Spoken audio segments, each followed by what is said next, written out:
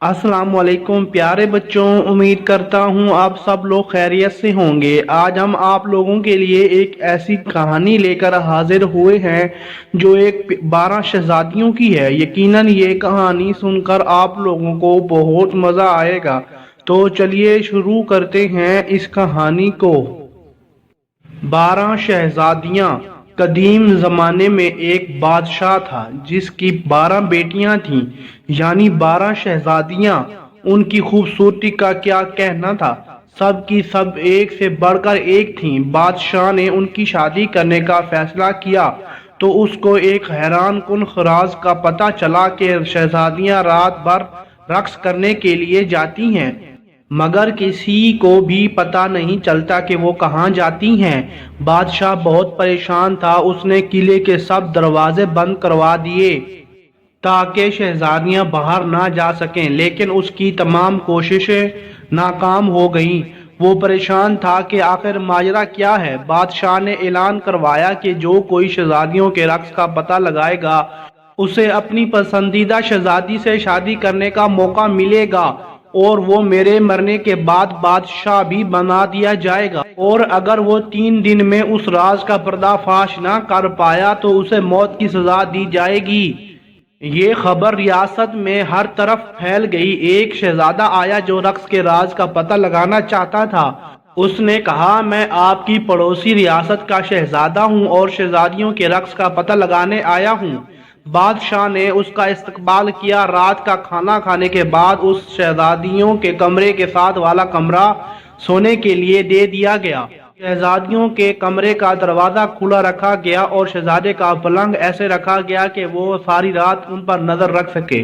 रात को शहजादियां उसके लिए शरबत लेकर आईं, जिसको पीते ही उसे नींद आ गई।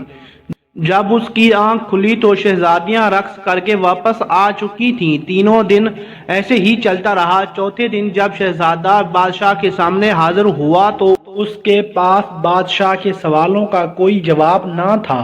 बादशाह ने उसे मौत की सजा दे दी। यूं ही बहुत से लोग आए लेकिन सब नाकाम रहे।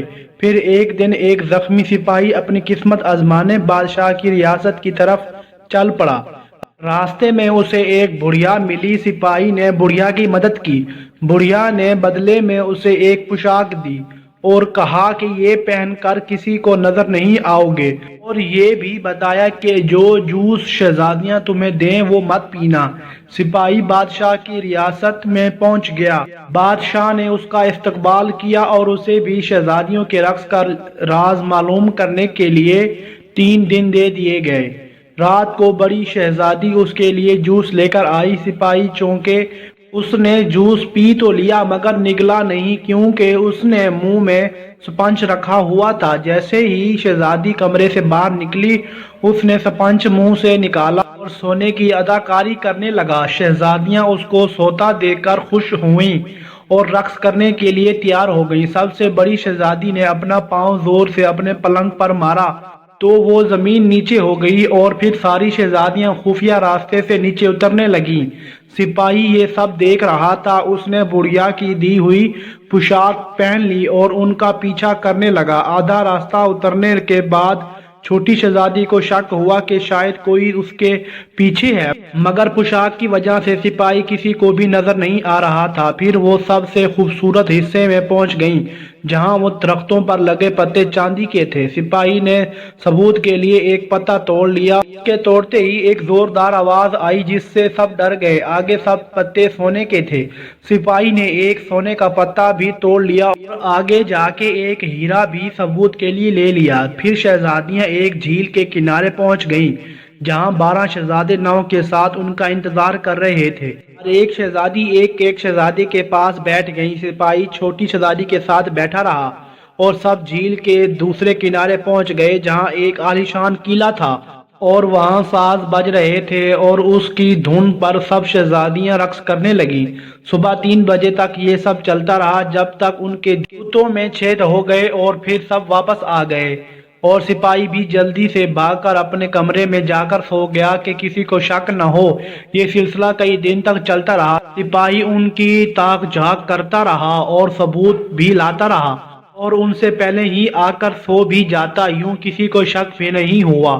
جب فیصلے کی گھڑی آئی تو بادشاہ نے سپاہی کو بلایا۔ سپاہی نے کہا، اعلیٰ جہاں سبھی 12 شہزادیاں اپنے کمرے سے زمین دور سرنگ سے جاتی ہیں جہاں ایک قلعہ ہے۔ اس نے ثبوت بھی دکھائے۔ شہزادیوں نے یہ سب مان لیا۔ بادشاہ نے اس سپاہی کو خوب انعام سے نوازا اور پوچھا، میری کس بیٹی سے شادی کرنا چاہتے ہو؟